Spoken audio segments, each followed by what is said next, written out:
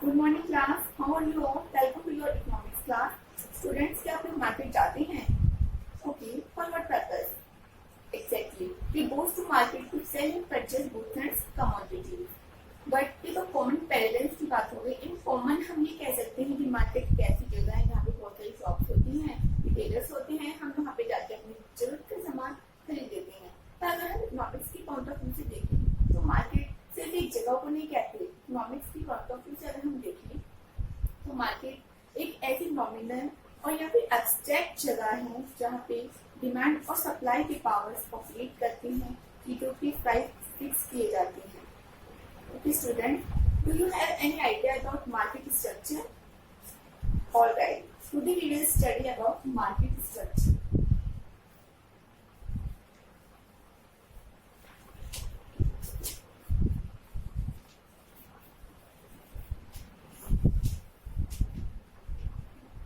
Right, student. In common, there are four types of market structure. These are perfect competition, monopolistic competition, monopoly, and oligopoly. We'll discuss these types of market structure one by one. First of all, we discuss about perfect competition. Students, perfect competition is a market situation where are many number of small firms competing against each other. It means in this type of market structure, there are many firms engaged in industry. They compete against each other. The prices of commodities are fixed by industry, not by a single firm. It means we can say that a single firm is price taker, not price maker. जो भी products perfect competition market में produce किए जाते हैं, cell किए जाते हैं, वो आइडेंटिकल होते हैं, होमोजीनियस होते हैं। यानी कि दो शॉप पे अगर हम सामान खरीदने जाएं तो ये प्रोडक्ट सेम मिलेंगे, इनमें कोई भी डिफरेंस नहीं होगा। आगे हम देखें तो परफेक्ट कंपटीशन मार्केट में एक ऐसी सिचुएशन होती है जहाँ पे सेलर्स को मार्केट की पूरी इंफॉर्मेशन होती है और बायर्स को भी मार्केट की पूरी इंफॉर्मेशन होती है। बायर्स अच्छी तरह जानती है कि कौन सा सामान उन्हें कौन कौन सी शॉप से मिलेगा और उसका रेट क्या है, इसकी क्वालिटी क्या है। तो इस तरह हम ये कह सकते हैं कि कोई भी सिंगल फर्म अपनी चीज का जो रेट है वो कम या ज्यादा नहीं कर सकती, क्योंकि सेलर्स को अच्छी तरह से पता है। पर एक सिंगल फर्म अपना प्रोडक्ट के प्राइस को बढ़ा देगी तो सेलर्स के पास जाएंगे नहीं, तो दूसरी दुकान पे जाके अपने सेम सी रेट में खरीद देंगे। तो इस तरह एक सिंगल फर्म अपने प्राइस को कम या ज्यादा नहीं कर सकती, और अगर फर्म करना भी चाहे तो बायर्स की दुकान से सामान खरीदेंगे। और अगर कोई भी एक सिंगल फर्म चाहे कि मैं अपनी सप्लाई को कम या ज्यादा करके मार्केट को चेंज कर सकती हूँ, प्राइस में चेंज ला सकती हूँ, तो ऐसा नहीं हो सकता, क्योंकि एक सिंगल फर्म के प्रोडक्ट को कम या ज्यादा सप्लाई करने से इसके मार्केट से कोई फर्क नहीं होता, क्योंकि इसमें large number of small firm होती हैं। एक सिंगल फर्म की प्रोडक्शन का पूरी मार्केट प्राइस पे कोई फर्क नहीं पड़ता। अब हम इसके फीचर्स की बात करते हैं, देख लेते हैं। फर्स्ट है large number of buyer and seller. इस तरह की मार्केट स्ट्रक्चर में large number of buyer and sellers होते हैं, यानी बहुत सारे बायर्स होते हैं, बहुत सारे सेलर्स होते हैं जो इस तरह की इंडस्ट्री में एंगेज होते हैं। आगे हम देखते हैं large number of small firms. And I have earlier explained that there are large number of small firms, यानी कि जो भी फर्म्स इसमें एंगेज होती हैं वो बहुत सारी होती है, बट स्मॉल स्केल की होती हैं, बहुत बड़े स्केल पे काम नहीं करती। आगे हम देखते हैं optimal level of output. As I have tell you that there are prices are fixed by industry. At that price, single firm is price taker.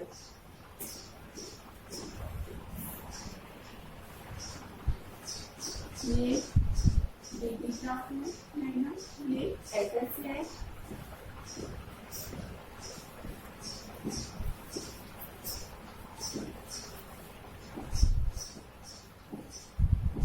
ये है इस पॉइंट पे प्राइस फिक्स हुआ है, जहाँ पे डिमांड और सप्लाई एक दूसरे को क्रॉस कर रहे हैं।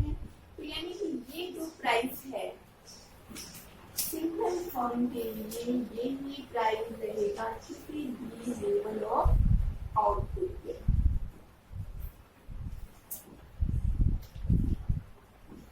तो इसमें हम देखते हैं कि इस तरह की इंडस्ट्री में जब प्राइस जीरो के पहले से ही फिक्स होते हैं, सिंगल फर्म अपने हिसाब से प्राइस कम या ज्यादा नहीं कर सकती, तो जो भी प्रोडक्शन होता है वो ऑप्टिमल लेवल का होता है, यानी कि जो एक फर्म है वो नॉर्मल प्रॉफिट कमा रही होती है और बहुत ज्यादा प्रॉफिट नहीं हो रहा होता। तो इसलिए और no optimal level of output, यानी कि जो प्रोडक्शन होता है वो भी ऑप्टिमल लेवल का होता है, यानी कि जिस लेवल का प्रोडक्शन है वहाँ पे मैक्सिमम पॉसिबल प्रॉफिट जो फर्म है वो बना रही है, उससे ज्यादा प्रॉफिट वो इस इंडस्ट्री में नहीं बना सकती।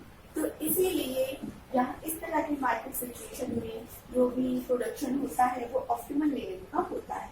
आगे हम देखते हैं price are determined by power of demand and supply. जैसे मैंने आपको पहले ही बताया कि एक सिंगल फर्म है वो प्राइस को डिटरमाइन नहीं करती, प्राइस जो है इंडस्ट्री में डिमांड और सप्लाई की पावर के द्वारा डिसाइड किए जाते हैं, डिटरमाइन किए जाते हैं। तो सिंगल फर्म है वो प्राइस टेकर है, प्राइस मेकर नहीं है। आगे हम देखते हैं नो रिस्ट्रिक्शन और एंट्री एंड एग्जिट। इस तरह के मार्केट में, इस तरह की इंडस्ट्री में एंटर करने के लिए किसी भी फर्म को बहुत सारी रेगुलेशंस रूल्स को फॉलो नहीं करना होता।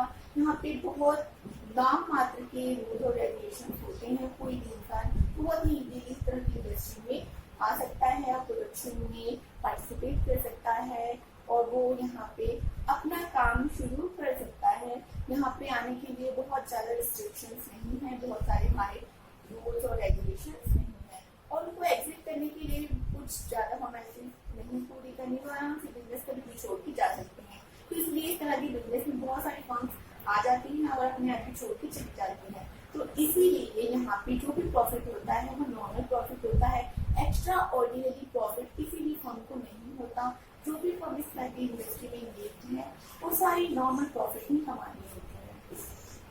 होमोजेनियस प्रोडक्ट्स, जो भी प्रोडक्ट्स प्रोड्यूस की जाती हैं वो आइडेंटिकल होते हैं, होमोजेनियस होते हैं। सारी चीजों में, सारी शॉप पे एक जैसे प्रोडक्ट होते हैं, उनमें कोई सा भी डिफरेंट नहीं होता। इसका हम एग्जांपल ले सकते हैं, जैसे अगर हम फोटो स्टेट करवाने जाते हैं तो अगर हम किसी भी शॉप से करवाए तो वहाँ पे फोटो स्टेट वैसी ही होगी।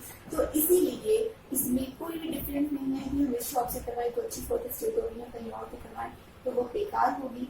तो इसलिए इसका प्राइस जो होता है वो फिक्स होता है, हर शॉप पे सिर्फ 2 रुपीज पर कॉपी के हिसाब से होती है। अगर हम यहाँ देखें तो यहाँ पे इसका हम डिमांड ग्राफ अगर हम देखें तो जो प्राइस है वो फिक्स है, सीधी लाइन है। यहाँ पे electricity of demand is equals to infinity. It means अगर प्राइस में थोड़ा सा भी चेंज होगा तो हमारे बायर हैं वो वहीं चले जाएंगे जहाँ पे कम रेट में चीज प्राप्त हो रही है। अभी हम देखते हैं single firm has no power of market. इसमें सिंगल फर्म के पास मार्केट की कोई भी पावर नहीं है। जैसे मैंने आपको पहले ही बताया, फर्म प्राइस टेकर होती है, प्राइस मेकर नहीं होती। तो जो भी प्राइस है वो इंडस्ट्री के द्वारा फिक्स की जाती है। सिंगल फर्म का कोई भी इफेक्ट नहीं पड़ता, अगर वो चाहे तो भी प्राइस में कोई भी चेंज नहीं आ सकती। अगर सिंगल फर्म चाहेगी मैं अपने प्रोडक्शन में इम्प्रूव करके और या फिर अपने जो सप्लाई में चेंज करके प्राइस को चेंज करूं तो ऐसा नहीं हो सकता, क्योंकि इसमें बहुत सारी फर्म्स होती हैं। सिंगल फर्म की प्रोडक्शन का, सप्लाई का पूरी इंडस्ट्री को कोई भी फर्क नहीं पड़ता। तो इसलिए कोई भी प्रोड्यूसर यहाँ पे आ सकता है, एंट्री ले सकता है, और अगर उसे यहाँ पे बहुत ज्यादा प्रॉफिट नहीं हो रहा है या फिर उसे यहाँ नुकसान हो रहा है तो वह आसानी से छोड़ के जा सकता है। उस पर कोई रिस्ट्रिक्शंस नहीं है कि वो उसी मार्केट में नहीं है, यहाँ पे आने के लिए भी बहुत सारे रूल्स और रेगुलेशन फॉलो करने पड़ रहे हैं, ऐसा नहीं है। तो ये तो हमने बात करी परफेक्ट कॉम्पिटिशन की। अभी हम बात करते हैं, नेक्स्ट है हमारा monopoly competition. Monopoly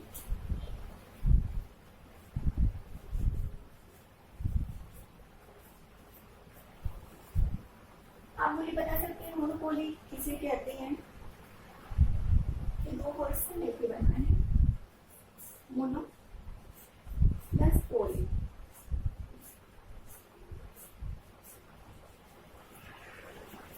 mono plus पोलो। मोनो मीन्स सिंगल, पोलो मीन्स सेलर। यानी कि इस टाइप की बिजनेस में, इस इंडस्ट्री में एक सिंगल सेलर इंडस्ट्री पे फैला हुआ है।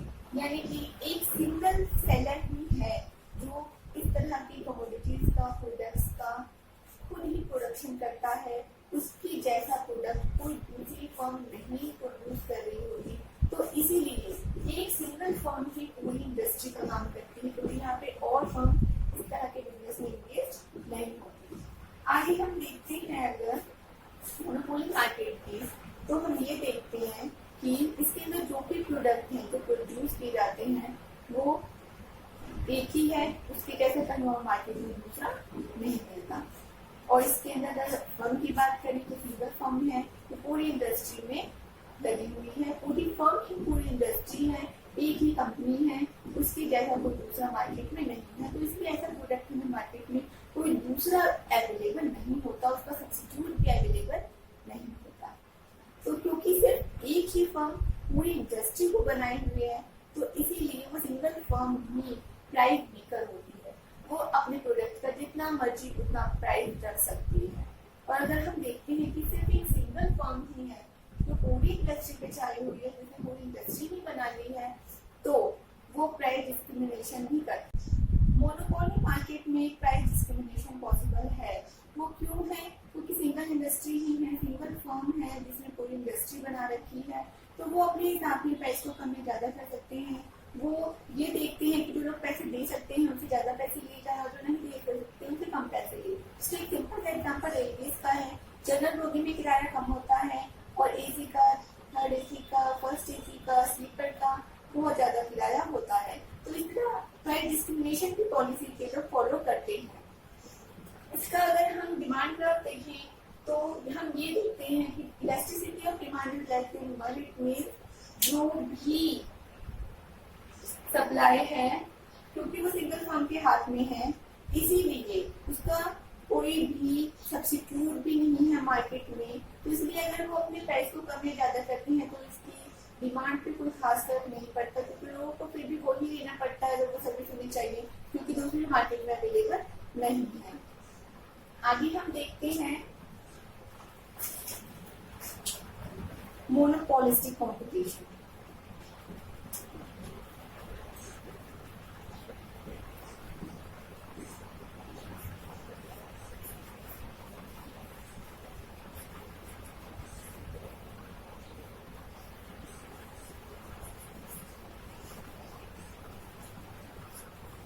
जो मोनोपोलिस्टिक कंपटीशन है वो परफेक्ट कंपटीशन और मोनोपोली कंपटीशन दोनों को मिलकर जुड़ता है। परफेक्ट प्लस मोनोपोली, परफेक्ट और मोनोपोली दोनों को मिला के मोनोपोलिस्टिक कंपटीशन मिला है, क्योंकि इसके अंदर परफेक्ट कंपटीशन की तरह बहुत सारे बायर एंड सेलर्स होते हैं, बट मोनोपोली कंपटीशन की तरह जो प्रोडक्ट्स हैं वो अकेले होते हैं। इसका मतलब जो भी प्रोडक्ट्स हैं वो एक दूसरे से अलग होते हैं, वो होमोजेनियस नहीं होते, थोड़े से एक जैसे होते हैं, पर स्लाइट डिफरेंस होता है। वो डिफरेंस क्यों होता है? इनकी क्वालिटी में डिफरेंस होता है। अगर हम इसकी फीचर्स की बात करें, लार्ज नंबर ऑफ फर्म्स, जैसे मैंने आपको पहले ही बताया, परफेक्ट कॉम्पिटिशन मार्केट की तरह इसके अंदर लार्ज नंबर ऑफ फर्म्स होते हैं, बहुत सारे सेलर्स होते हैं जो इस तरह के मार्केट में एंगेज होते हैं। Free entry exit, perfect competition की तरह ही इस तरह की इंडस्ट्री में आने के लिए भी बहुत सारे रूल्स और रेगुलेशंस को फॉलो नहीं करना पड़ता। इसमें एंट्री फ्री होती है और कोई भी फर्म कभी भी इस इंडस्ट्री को छोड़ के बहुत ही आसानी से जा सकती है। उसके ऊपर कोई रूल्स एंड रेगुलेशन या कोई ऊपर से ऐसे रूल्स नहीं होते कि उसे यहाँ पे रहना ही है, क्योंकि उसमें एंट्री कर चुकी है तो यहाँ पे बिजनेस छोड़ के नहीं जा सकती। वो कभी भी अपनी इच्छा के अनुसार, जब उसे लगे कि इस तरह की इंडस्ट्री में, इस तरह के बिजनेस में से प्रॉफिट नहीं हो रहा, तो वो इस इंडस्ट्री को छोड़ के जा सकती है। आगे देखते हैं सम कंट्रोल ओवर प्राइस, क्योंकि मैंने आपको बताया इस तरह की मोनोपोलिस्टिक कंपटीशन में जो प्रोडक्ट्स होते हैं वो होमोजेनियस नहीं होते, आइडेंटिकल नहीं होते, क्यों? उनमें स्लाइट डिफरेंस होता है। वो एक जैसे होते हैं पर फिर भी उनमें उनकी क्वालिटी को लेके थोड़ा सा डिफरेंस होता है, और क्वालिटीज को लेके क्योंकि डिफरेंस होता है इसलिए कोई भी सिंगल फर्म अपनी क्वालिटीज को इम्प्रूव करके अपने प्रोडक्ट्स का जो प्राइस है वो थोड़ा सा बढ़ा या घटा सकती है। इसका एक हम लाइव एग्जांपल ले सकते हैं, जैसे मार्केट में बहुत सारे सोप्स अवेलेबल हैं बट उनकी क्वालिटीज में फर्क होता है, इसीलिए सोप के रेट में भी थोड़ा सा फर्क होता है। इसी तरह अगर हम टेलीविजन इंडस्ट्री को देखें तो टेलीविजन में हर टेलीविजन है, सब में थोड़े थोड़े से फीचर्स अलग हैं, इसीलिए उनके प्राइजेस में भी थोड़ा सा डिफरेंस है। आगे हम देखते हैं heavy expenditure on advertisement and other selling cost. जैसे कि मैंने आपको बताया कि जो प्रोडक्ट्स होते हैं वो सेम होते हैं बट उसमें स्लाइड सा डिफरेंस होता है। तो मार्केट में अपना शेयर बढ़ाने के लिए, अपने प्रोडक्ट्स की ज्यादा सेल करने के लिए एडवर्टाइजिंग कॉस्ट थोड़ा सा ज्यादा होता है। और वो क्यों होता है? क्योंकि बहुत सारे सब्स्टिट्यूट अवेलेबल है मार्केट में, तो अपने प्रोडक्ट्स को उनसे बेहतर दिखाने के लिए, उनकी सेलिंग को बढ़ाने के लिए हमें अपने प्रोडक्ट का एडवर्टाइजमेंट करनी पड़ती है। एडवर्टाइजमेंट से बहुत सारा एक्सपेंडिचर होता है, अपने प्रोडक्ट्स के साथ हमें कुछ सर्विसेज भी प्रोवाइड करनी होती है जिससे कि बायर है वो हमारे प्रोडक्ट्स को दूसरों के कंपैरिजन में बेहतर समझे और उसे खरीदे। मार्केट शेयर बनाना है तो एडवर्टाइजिंग पोस्ट करना पड़ता है। इसमें जो मेन पार्ट होता है वो एडवर्टाइजिंग पोस्ट करना होता है। जैसे अगर हम टीवी पे कोई भी सीरियल या फिर न्यूज देखते हैं, बीच बीच में एडवर्टाइजिंग आती है, बहुत सारे प्रोडक्ट्स अपने प्रोड्यूस को एडवर्टाइज करने के लिए एडवर्टाइजिंग करवाते हैं, तो ताकि हमें उनके प्रोडक्ट्स के बारे में पता चले। इसमें जैसे कि परफेक्ट कंपटीशन में बायर को मार्केट की पूरी पता होती है, इंफॉर्मेशन होता है, इस तरह मोनोपोलिस्टिक कंपटीशन में बायर को मार्केट की पूरी इंफॉर्मेशन नहीं होती। बहुत से ऐसे प्रोडक्ट्स होते हैं जिनके सब्स्टिट्यूट के बारे में हमें पता ही नहीं होता कि इसकी कौन कौन सा सब्स्टिट्यूट है। तो यही लोगों को जानकार कराने के लिए, लोगों को बताने के लिए कि हमारा प्रोडक्ट है जो दूसरे प्रोडक्ट से बेहतर है, एडवर्टाइजिंग पे बहुत सारा खर्च करना पड़ता है। Similar but slightly different products, जैसे कि मैंने आपको पहले ही बताया, परफेक्ट कंपटीशन की तरह बहुत सारे बायर्स सेलर्स होते हैं बट बायर्स को मार्केट की पूरी इंफॉर्मेशन नहीं होती और जो प्रोडक्ट्स हैं वो भी पूरी आइडेंटिकल नहीं होते, उनमें स्लाइट डिफरेंस होता है।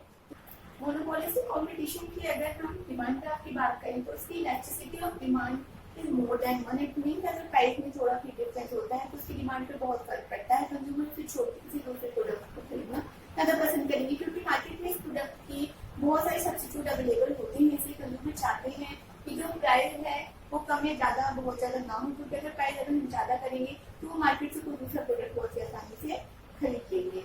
आगे हम देखते हैं ओलिगोपोली।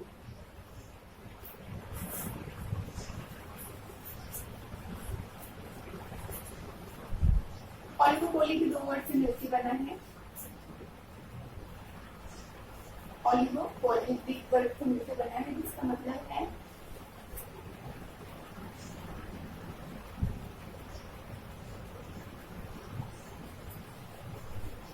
यू प्लस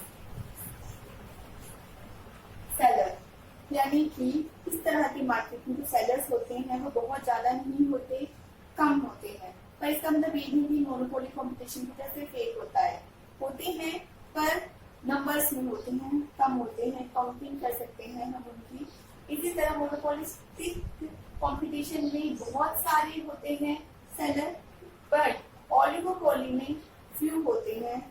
वो मोनोपोलिस्टिक की तरह या परफेक्ट कंपटीशन की तरह बहुत ज्यादा नहीं होते, बट मोनोपोली की तरह सिर्फ सिंगल सेलर भी नहीं होता, उससे ज्यादा होते हैं। इसकी फीचर्स की अगर हम बात करें तो फ्यू फर्म्स, सबसे पहले यही पॉइंट है कि फ्यू फर्म्स, इस तरह की मार्केट में फर्म्स जो होती हैं वो बहुत कम होती हैं, बहुत ज्यादा नहीं होती। आगे हम देखते हैं बैरियर्स टू एंट्री। इस तरह की इंडस्ट्री में आपको आने के लिए बहुत सारे रूल्स एंड रेगुलेशन को फॉलो करना पड़ता है। इसमें एंट्री में बहुत सारी बैरियर होती हैं। वो किस तरह की बैरियर होती हैं? Licence, control over crucial raw material, patents. जैसे आपको इसके लिए पहले लाइसेंस लेना पड़ेगा। क्रूशियल रॉ मटेरियल जो इस तरह के प्रोडक्शन में आपको इसकी नीड पड़ती है उसके ऊपर अपना कंट्रोल करना पड़ेगा और पेटेंट्स भी लेने पड़ेंगे। तो इस तरह की मार्केट में आने के लिए बहुत सारे रूल्स एंड रेगुलेशंस को फॉलो करना पड़ता है। आगे देखते हैं नॉन प्राइस कंपटीशन, यानी कि जो भी कंपटीशन है वो, क्योंकि मार्केट में फ्यू फर्म्स होती हैं तो वो आपस में प्राइस को लेकर कंपटीशन नहीं करती। अगर एक फर्म अपने प्राइस को कम करेगी, दूसरी और ज्यादा कम करेगी, फिर तीसरी उससे कम करेगी, तो इस तरह प्राइस में बहुत ज्यादा उतार चढ़ाव आ जाएगा, इससे फर्म को नुकसान भी हो सकता है। तो इससे बचने के लिए जो भी फर्म्स इस तरह की इंडस्ट्री में एंगेज होती हैं वो नॉन प्राइस कंपटीशन करती हैं, यानी कि प्राइस सेम रहता है, वो अपनी नेचुरल अंडरस्टैंडिंग से प्राइस एक डिसाइड कर लेते हैं। ये उनकी इच्छा है, अगर वो चाहे तो डिसाइड करें और वो चाहे तो डिसाइड नहीं भी करें, वो अपने हिसाब से अपने प्रोडक्ट का प्राइस कर सकते हैं। तो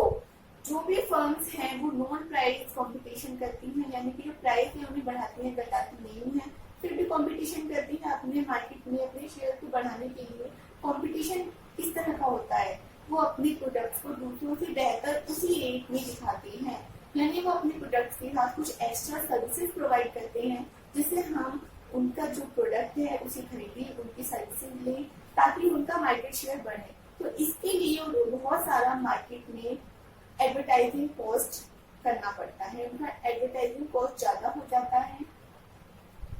इंटरडिपेंडेंस, जैसे मैंने बताया फर्म्स एक दूसरे को प्राइस को लेकर कंपटीशन नहीं करती, वो एक दूसरे के ऊपर डिपेंड होती हैं, क्योंकि अगर एक फर्म अपने प्राइस को कम या ज्यादा करेगी तो उसका इफेक्ट सीधा सीधा दूसरी फर्म पे पड़ेगा जो भी उस इंडस्ट्री में लगी हुई है। तो इसीलिए फर्म्स हैं वो इंडिपेंडेंट नहीं होती, इनमें डिपेंडेंस होती है, एक दूसरे के ऊपर डिपेंड होती है।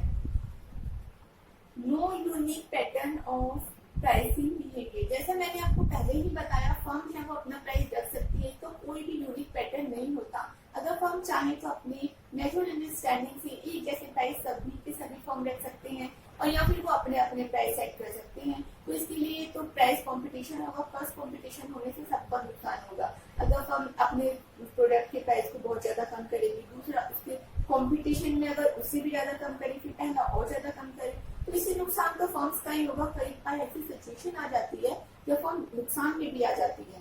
तो इससे बचने के लिए फर्म्स को नॉन प्राइस कंपटीशन पॉलिसी अपनाना ज्यादा अच्छा होता है। तो इसीलिए हम ऑलिगोपोली मार्केट का डिमांड ग्राफ नहीं बना सकते, क्योंकि इसको कोई फिक्स डिमांड ग्राफ है ही नहीं।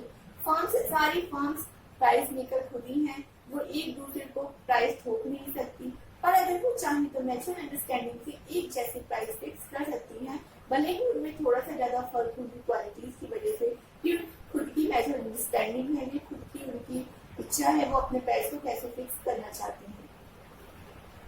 Selling cost, since avoid price competition, selling price more high, जैसा मैंने आपको पहले ही बताया कि वो प्राइस कंपटीशन कम करते हैं, तो इसीलिए वो सेलिंग कॉस्ट उनको बढ़ाना पड़ता है। अगर वो अपने मार्केट में अपना शेयर भी बढ़ाना चाहते हैं, प्राइस कंपटीशन भी नहीं करना, तो आखिर वो कौन सी पॉलिसी अपनाए जिससे वो मार्केट में अपना शेयर बढ़ा सके, अपने प्रोडक्ट को ज्यादा सेल कर सके। तो इसके लिए वो नॉन प्राइस कंपटीशन करने के लिए सेलिंग कॉस्ट बढ़ा देती है। सेलिंग कॉस्ट बढ़ाने से वो क्या करती है, अपने प्रोडक्ट के साथ कुछ सर्विसेज प्रोवाइड करती है, कुछ ऐसी सर्विसेज देती है जो बाकी कंपनी अपने साथ नहीं देती। और वो कैसे दे सकती हैं, वारंटी बढ़ा सकती हैं, बाकी कंपनी 1 साल की वारंटी देती है। अगर कोई फर्म अपने मार्केट शेयर और ज्यादा बढ़ाना चाहती है तो वो 2 साल की वारंटी दे सकता है। प्राइस कमोडिटी का वही है, पर सर्विस बढ़ती है, तो इस तरह इसमें सेलिंग कॉस्ट ज्यादा होता है। ये तो बात हुई हमारे ऑलिगोपोली कंपटीशन की। तो स्टूडेंट, आज हमने पढ़ा perfect competition, monopoly, monopolistic and oligopoly. 4 competition हमने बहुत अच्छी तरह से पढ़ लिए हैं। हमने इनके फीचर्स देखे, डिमांड ग्राफ देखे। ऑलिगोपोली कंपटीशन का फिक्स डिमांड ग्राफ नहीं है, इसलिए मैंने यहाँ पे कोई नहीं बनाया, इसका होता ही नहीं है, क्योंकि फर्म्स प्राइस मेकर खुद ही होती हैं, वो नेचुरल अंडरस्टैंडिंग के हिसाब से प्राइस फिक्स करती है, तो इसलिए हम इसका यूनिक डिमांड ग्राफ नहीं बना सकते। आगे हम इन सबकी एक बार कंपैरिजन में छोटा सा समअप कर लेते हैं जो भी हमने यहाँ देखा। हमने 4 तरह की मार्केट स्ट्रक्चर्स की बात करी। हमने देखा फर्स्ट है monopoly, oligopoly, monopolistic and perfect competition. सबसे पहले अगर हम देखें मोनोपोली में सिर्फ एक ही फर्म होती है जिसमें कोई इंडस्ट्री बना रखी है, इसमें बहुत सारी फर्म्स नहीं होती। सिंगल फर्म है, जो भी प्रोडक्शन हो रहा है वो सिंगल फर्म के द्वारा ही किया जाता है, मार्केट में वो ही सप्लाई करती है। पूरे मार्केट के ऊपर सिंगल फर्म का ही राज होता है। प्राइस मेकर होती है, अपने हिसाब से किसी भी चीज का अपनी प्रोडक्ट का प्राइस बढ़ा सकती है, घटा सकती है। प्राइस डिस्क्रिमिनेशन भी पॉसिबल होता है मोनोपोली कंपटीशन में। नेक्स्ट हम बात करते हैं ऑलिगोपोली। ऑलिगोपोली भी मोनोपोली की तरह ही होती है, बट मोनोपोली में 1 फर्म होती है, ऑलिगोपोली में 2 फर्म्स होती हैं, एक से ज्यादा होती है, सिंगल फर्म नहीं होती। बट उनकी एंट्री एंड एग्जिट में बहुत सारी दिक्कत होती है, इसीलिए 2 फर्म्स होती हैं। उनकी जो कंपटीशन है वो नॉन प्राइस कंपटीशन होता है, क्योंकि फर्म एक दूसरे से अगर प्राइस को लेकर कंपटीशन करेंगी तो घाटे में आ सकती हैं, इसीलिए जो कंपटीशन है वो नॉन प्राइस कंपटीशन होता है। उनकी जो प्रोडक्ट्स हैं उनके प्राइस फिक्स होते हैं, फिक्स मतलब एक दूसरे की म्यूचुअल अंडरस्टैंडिंग से वो एक जैसी प्राइस रख सकते हैं और अगर वो चाहे तो अलग अलग प्राइस भी रख सकते हैं। वो अपने मार्केट शेयर को बढ़ाने के लिए सेलिंग कॉस्ट ज्यादा करते हैं जिससे लोग उनके प्रोडक्ट की तरफ ज्यादा अट्रैक्ट हों। हम इस तरह के फर्म्स की बात अगर हम देखें तो टाइप्स ऑफ प्रोडक्ट्स की बात करें, इस हिसाब से हम देखें तो मोनोपोलिस्टिक और परफेक्ट कंपटीशन दो अलग तरह के कंपटीशन है। मोनोपोलिस्टिक और परफेक्ट कंपटीशन एक जैसे ही लगते हैं क्योंकि इसमें बहुत ज्यादा नंबर के बायर्स एंड सेलर्स होते हैं, पर फिर भी इनमें एक डिफरेंस होता है। वो डिफरेंस होता है इनके प्रोडक्ट्स की वजह से। मोनोपोलिस्टिक कंपटीशन में जो प्रोडक्ट्स हैं वो सिमिलर होते हैं, आइडेंटिकल होते हैं, पर भी फिर भी उनमें थोड़ा सा डिफरेंस होता है। और परफेक्ट कंपटीशन में जो भी प्रोडक्ट हैं वो आइडेंटिकल होते हैं, होमोजीनियस होते हैं। मोनोपोलिस्टिक और परफेक्ट कंपटीशन दोनों में ही बहुत सारे बायर एंड सेलर्स होते हैं और दोनों में ही एंट्री और एग्जिट में बहुत ज्यादा रूल्स एंड रेगुलेशन फॉलो करने की जरूरत नहीं होती। कोई भी हम अपने हिसाब से कभी भी इसके अंदर एंट्री कर सकती है। तो परफेक्ट एंड मोनोपोलिस्टिक कंपटीशन में हमने देखा large number of buyer and sellers, identical product, but monopolistic competition में आइडेंटिकल होते हैं बट फिर भी उनमें स्लाइट डिफरेंस होता है। अब अगर हम इनके एग्जांपल्स की बात करें तो मोनोपोली में हम देख सकते हैं इंडियन रेलवे, टैप ऑर्डर, ये मोनोपोली कंपटीशन के एग्जांपल हैं।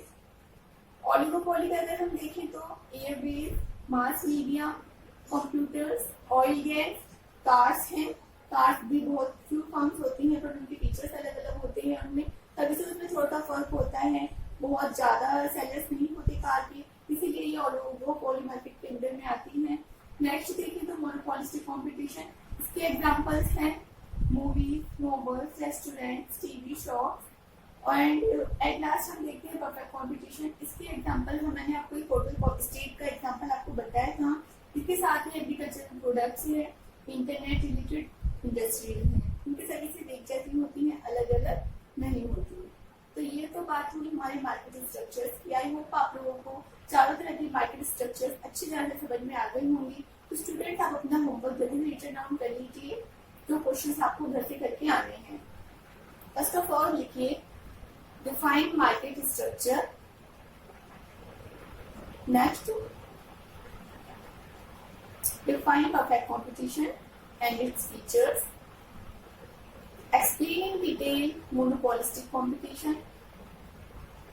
Distinguish between perfect competition and monopolistic competition.